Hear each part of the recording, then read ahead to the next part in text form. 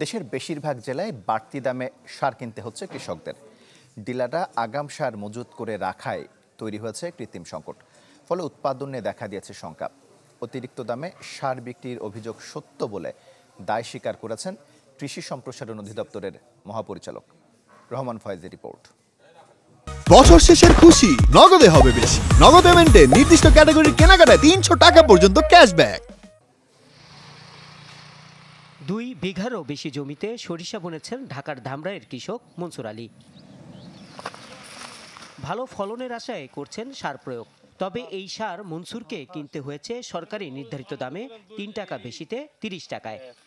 হিসাব পাতি করে গেছে ওই সারা গাতে দেখা বলে কত করে রাখছে বলে এত, পরে সারের সাথে হিসাব করে দিয়েছে আমার কাছে টাকা ৩৫ টাকা বেশি রাখছে।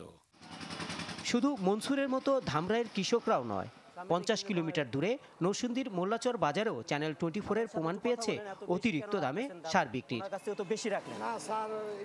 ইউরিয়া, ডিএপি, টিএসপি বেচতে ডিলাররা বাড়তি টাকা নিলেও দিচ্ছে না কোনো পেমেন্ট স্লিপ, যা দেয়া বাধ্যতামূলক।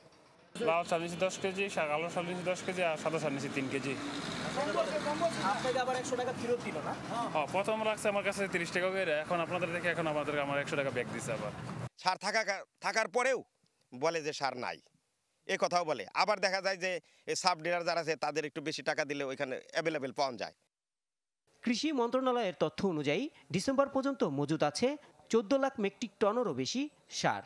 এরপরও স্থানীয় ডিলাররা সারের সরবরাহ কম এই অজুহাত দেখিয়ে বেশি দাম নিচ্ছে বলে দাবি খুচরা বিক্রেতাদের।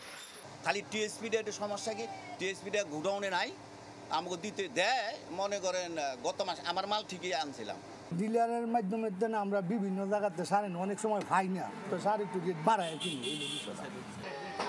অতিরিক্ত দামে সার কিনেছেন কৃষকরা, এমন অভিযোগ সত্য বলে স্বয়ং দায় স্বীকার করেছেন কৃষি সম্প্রসারণ অধিদপ্তরের মহাপরিচালক।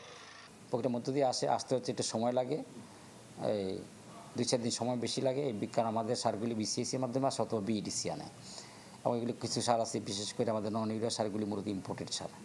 তো সেক্ষেত্রে আমরা সাপ্লাই চেইন এটা জটিলতা আছে। 2023-24 অর্থ বছরের সারের মোট চাহিদা 68 লাখ টন। রহমান ফয়েজ, চ্যানেল 24, ঢাকা।